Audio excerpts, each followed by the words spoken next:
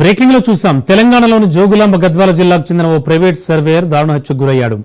పెళ్లైన నెలకే ఘోరం జరిగింది. దీని వెనక భార్య, ఆమె తల్లి, ప్రియుడి హస్తం ఉన్నట్టుగా తెలియరావడం తీవ్ర కలకలం రేపుతోంది. వివాహానికి ముందే ఉన్న అక్రమ సంబంధమే ఈ హత్యకు దారితీసినట్లు పోలీసుల విచారణలో వెల్లడైంది.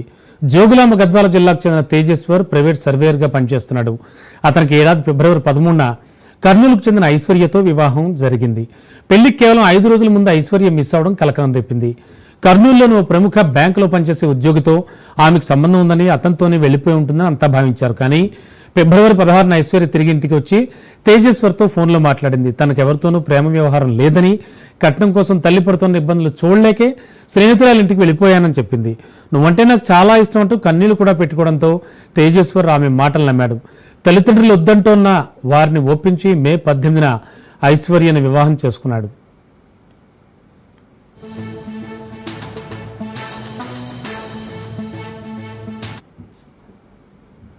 ఇక ఆ తర్వాత పెళ్లైన 2వ రోజు నుంచే తేజేశ్వర్, ఐశ్వర్య మధ్య మనస్పర్ధలు మొదలయ్యాయి.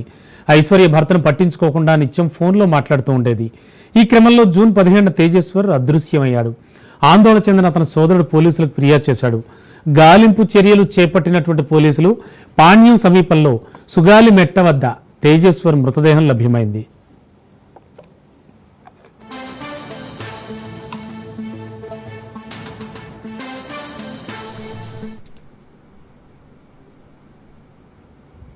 ఇక తేజేశ్వర్ కుటుంబ సభ్యులు ఐశ్వర్యపై అనుమానం వ్యక్తం చేయడంతో పోలీసులు ఆమెను, ఆమె తల్లిని అదుపులోకి తీసుకుని విచారించారు.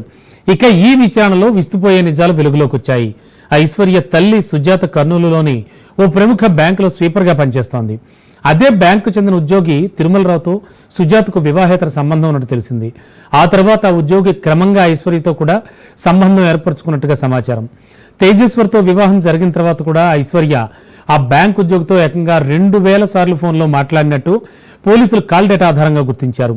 తమ సంబంధానికి అడ్డుగా ఉన్న తేజేశ్వర్ను తొలగిస్తే అతని ఆస్తి కూడా దక్కుతుందని భావించి హత్యకు పథకం పన్నినట్లుగా సమాచారం.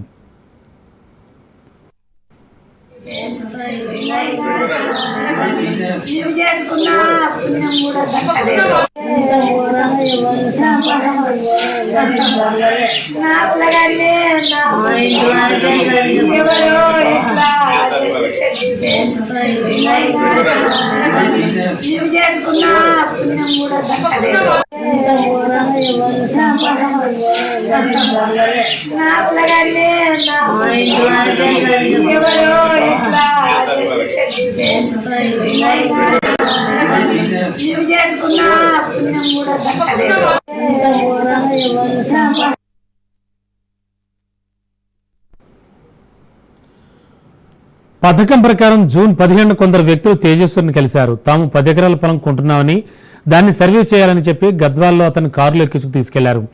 మార్గమధ్యంలో కారులోనే తేజేశ్వర్పై కత్తులతో దాడి చేసి గొంతు కోసి అత్యంత దారుణంగా హత్య చేశారు. అనంతరం మృతదేహాన్ని పాణ్యం సమీపంలోని సుగాలి మెట్టు వద్ద పడేసి వెళ్లిపోయారు.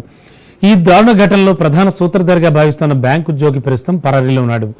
పోలీసులు ఐశ్వర్య, ఆమె తల్లి సుజాతను ఇప్పటికే అరెస్ట్ చేసి విచారణకు పంపించారు. ఈ హత్య వెనుక ఇంకా ఎవరన్నా ఉన్నారా అనే కోణంలో కూడా దర్యాప్తు చేస్తున్నారు.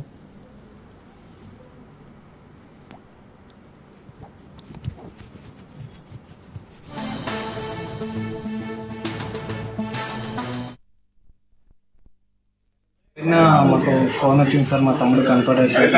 అయితే జూన్ 18న నేను పోలీస్ స్టేషన్లో పిటిషన్ ఇవ్వడం జరిగిన తర్వాత పోలీసులు కూడా డైరెక్ట్ స్పీడ్గానే చేస్తున్నారు. చేసిన తర్వాత ఇంట్లో వాళ్ళు అడిగారు సార్, నీకు ఎవరి మీద అనుమానం ఉందా అని.